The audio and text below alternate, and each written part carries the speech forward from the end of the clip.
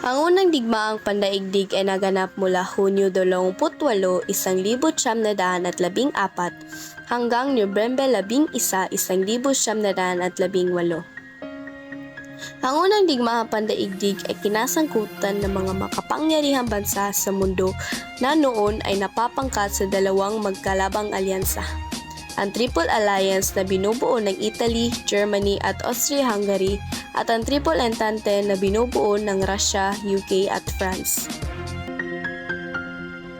Nagsimula ang unang digmaang pandaigdig nung pinatay si Archduke Franz Ferdinand noong Hunyo 28, 1914. Ang pumatay sa kanya ay si Gavrilo Princip na isang miyembro ng Black Hand. Dahil sa galit ng mga German, sinisi ng mga Austria-Hungary ang Serbia. Binigyan ng ultimatum ang mga Serbian kung saan hinihingi nila na sila ang mag-imbestiga sa kaso at kinakailangan ibigay sa Austria-Hungary ang lahat ng Serbian na sangkop sa pagpatay. Kinakailangan nilang sundin ang kanilang ultimatum sa loob na 48 na oras. Ngunit ito ay labag sa Serbia kaya hindi nila ito sinunod. Dahil dito, nagdeklara ng digmaan ang Austria-Hungary laban sa Serbia noong Hulyo 28, 1914. Lumusob ang Russia sa border ng Austria-Hungary at Germany. Itinuring itong agresibong hakbang sa Germany, kaya nagdeklara ng digmaan ang Germany laban sa Russia. Nagdeklara din ng labanan ang German laban sa mga French noong 3 ng Agosto 1914. Ang digmaang Marne ay isang mahalagang pangyayari sa kasaysayan ng France noong unang bahagi ng ikalawang digmaang pandaigdig. Ito ang unang malaking labanan sa pagitan ng mga Persang Aleman at Pranses noong 1914.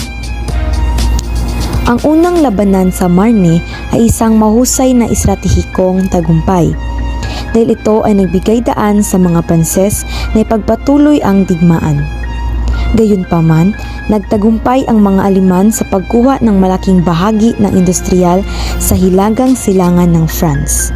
Isang matinding dagok. Digmaang Verdun. Ang labanan ng Verdun ay nakipaglaban mula 21 Pebrero hanggang 18 Disyembre 1916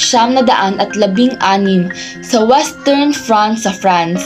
Ang labanan ang pinakamatagal sa unang digmaang pandaigdig at naganap sa mga burol sa hilaga ng Verdun-sur-Meuse. Inatake ng German 5th Army ang mga depensa ng fortified rehiyon ng Verdun, RFV, Region 40 de Verdun, at ng French 2nd Army sa kanan, bangko ng Meuse. Ginamit ang karanasan ng ikalawang labanan ng Champagne noong 1915. Binalak ng mga Aleman na makuha ang Meuse Heights, isang mahusay na posisyon sa pagtatanggol na may mahusay na pagmamasid para sa artilerya apoy sa Verdun. Inaasahan ng mga Aleman na gagawin ng mga Pranses ang kanilang estratehikong reserba upang mabawi ang posisyon at magdusa ng mga sakuna na pagkalugi sa maliit na gastos sa mga Aleman. Digmaan ng Somme. Sa digmaan ng Somme naganap ang isa sa mga pinakamalalang labanan noong unang digmaang pandaigdig. Naganap ito mula Hulyo hanggang Nobyembre 1916 sa rehiyon ng Somme sa hilagang Pransya. Nagresulta ito sa napakalaking bilang ng kaswalidad sa parehong panig at walang tunay na tagumpay para sa mga naglaban. Ang digmaang Passchendaele. Ang ikatlong labanan ng Ypres, na kilala rin bilang labanan ng Passchendaele, ay isang kampanya ng unang digmaang pandaigdig na nilabanan ng mga allies laban sa Imperyong Aleman.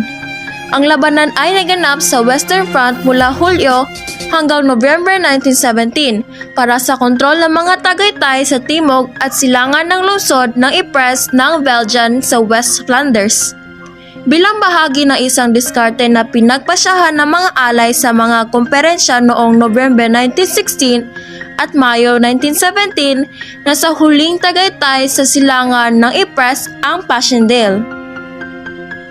Ang ikalawang labanan ng Marne ay nagresulta mula sa ikatlong malaking tulak na mahusay na opensiba ng German noong 1918.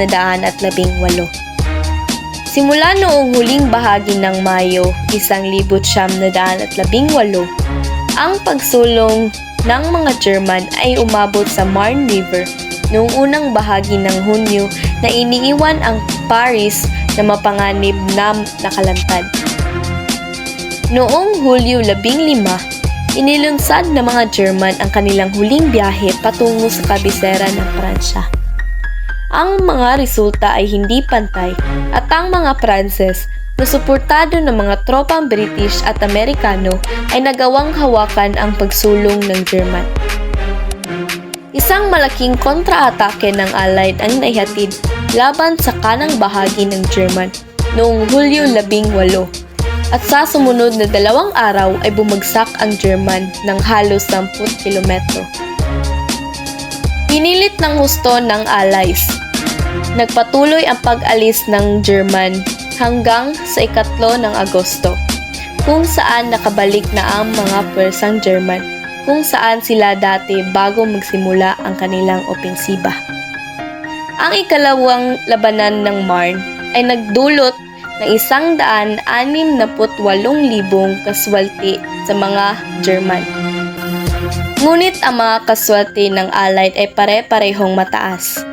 13,000 British at dominasyon, 2,000 Amerikano at 75,000 Pranses. Ang unang digmaang pandaigdig ay nagtapos noong 1918 sa pamamagitan ng isang serye ng mga pangyayari na nagdulot ng malaking pagbabago sa mundo. Ang mahabang at mapanghimagsik na digmaan ay nagdulot ng malaking pinsala at pagkapagod sa mga bansa na kasali. Milyon-milyong sundalo ang namatay at nasugatan, at ang ekonomiya at infrastruktura ng mga bansa ay lubhang nasira. Ang mga bansa ay nagkaroon ng malaking utang at nagdusa sa kawalan ng pagkain at iba pang pangunahing pangangailangan. Ang Alemanya at Austria-Hungary na mga pangunahing kalaban sa digmaan ay bumagsak bilang resulta ng kanilang pagkatalo. Ang Alemanya ay napilitang magbayad ng malaking halaga sa mga biktima ng digmaan sa pamamagitan ng kasunduan ng Versailles, na nagdulot ng malaking pagdidismaya at paghihiganti sa kanila. Sa pamamagitan ng mga pangyayaring ito, ang unang digmaang pandaigdig ay nagtapos noong 1918 na nagdulot ng malaking pagbabago sa mundo.